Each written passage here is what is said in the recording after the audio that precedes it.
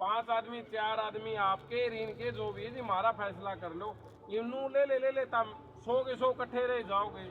100 के 100 में ना हम आधी बात कर सकते ना तम कर सकते।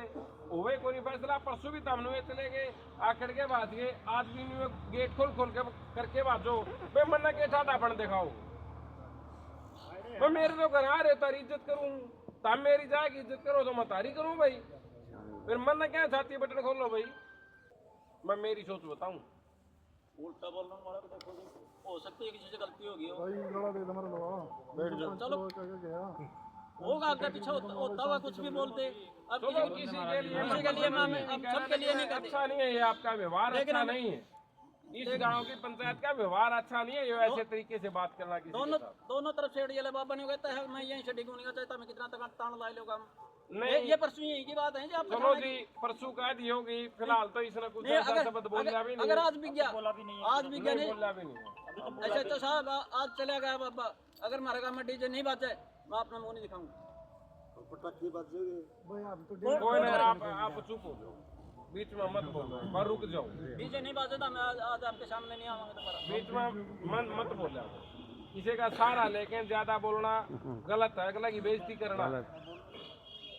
बताओ मेरा कहने का तात्पर्य ये है जैसे आपने अभी सही बोले आप एक अनुभवी हैं और अच्छे व्यक्ति हैं और गांव में अपनी खुद की एक पहचान है।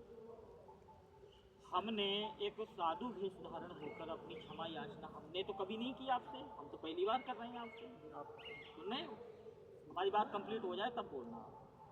और सभी हमसे बड़े होंगे हमसे भी छोटे भी होंगे यहाँ पर। दूसरी बात ये है कि बाबा जी ने चलो जो भी हुआ जैसे भी हुआ गलती मतलब एक दीवार की गलती एक गौशाला की हो गई। स्टे तो मिल जाए बाबा जी भी ले आए दोनों तरफ से स्टे आ गया। अब स्टे आ गया स्टे का मतलब होता है जैसे यथास्थिति बनी रहना।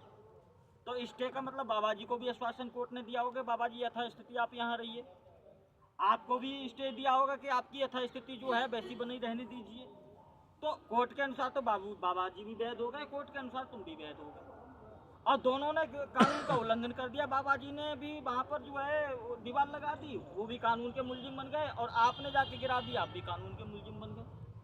तो कहने का तात्पर्य है एक साधु होकर जो है हमने साइलेंट कर दिया। हम सब साधु समाज इसमें इकट्ठा हुआ है। चलो एक साधु गलत हो गया 2 हो गए 3 हो गए हम उसी की गलती मान रहे हैं। हम बार बार मान रहे हैं उससे गलती हो गई।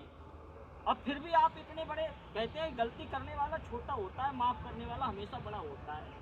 आप एक पंचायत के आपने खाप के मुखिया बन के आए। आपने कहा कि हम पूरी पंचायत के मुखिया हैं हमें पूरा गांव मुखिया बनाकर लाया है। मुखिया का मतलब होता है न्याय करना।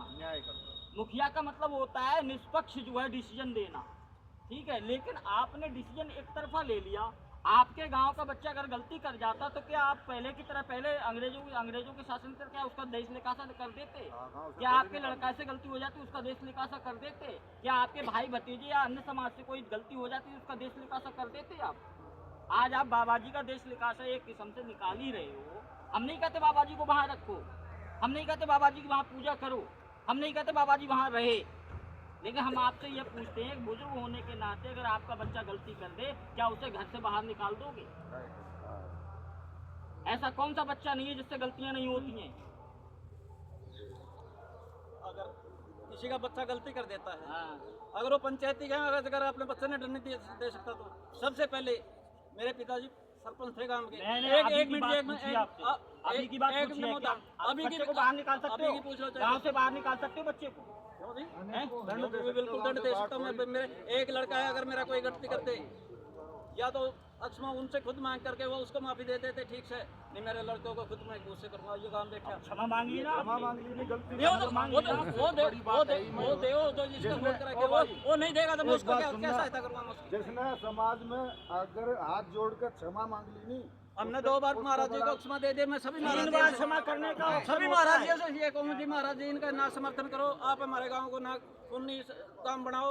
हम आपसे निवेदन करते हैं बार बार सभी शांति के लिए निवेदन करो आप। हम आपका आशीर्वाद चाहते हैं पूरा गांव आशीर्वाद चाहता है। मैं आपसे गांव के लिए आशीर्वाद चाहता हूँ, पूरा गांव से आशीर्वाद चाहता हूँ। आप इस गांव को शांति से बसने दीजिए, ना कि ऐसे महाराज को डेरे में बिठाओ। और कोई महाराज बेटा कल महाराज जी बैठे हैं जो डेरे में, मैं उनको भी ये कह के आऊँ महाराज जी सुख शांति से रहो। आपको कोई छेड़ा तुम्हारे पास टेलीफोन कर देना। हम लोग यार भीख मांग के ला रहे हैं दुनिया भाई से। जो इशू आ गया वो आ गया, ऐसी बात का इशू आ गया जो शायद सुलटा को नहीं। मैं मारे पे तो सुलटा को नहीं, तम आपस में बैठ के ऊपर ही सुलटा लियो। तम बाबा जी ना कहो बाबा जी निकाल दो यहाँ से या दूसरी जगह रह ले। और बाबा जी का कहना हाजी मन ने ब्याज पे पीछे ठा के ला रखे, तम उस बात ना गाओ नू कहोगे कि बाबा जी ने पीछे को ला रखे। इस बात का बताओ भाई कौन सी मशीन है मना नु बेरा पट से बाबा ही पीछे लाग रहे हैं तारा अनुसार बाबा झूठ वाला कुकर बेरा पट से भाई ये सुलटा ही को नहीं तारा भाई। महाराज जी ने अगर गांव के 5 आदमी पूछ के पैसे ठाए हों तो ये इतना गांव बैठा है पैसे इकट्ठे करके देगा। अगर गांव से पूछता ही नहीं, मैं कितना ही खर्चा कर दूं मेरे घर के लिए, मैंने कोई ये थोड़े गांव के चंदा देंगे, ये चंदा देंगे कि मेरे गांव के लिए पूरे मेरे को। मैं मन मर्जी से अपना कोई गाड़ी खरीद लेता हूँ, कहीं और सट्टा लगा लेता हूँ, वो गांव का मेरे को चंदा देगा।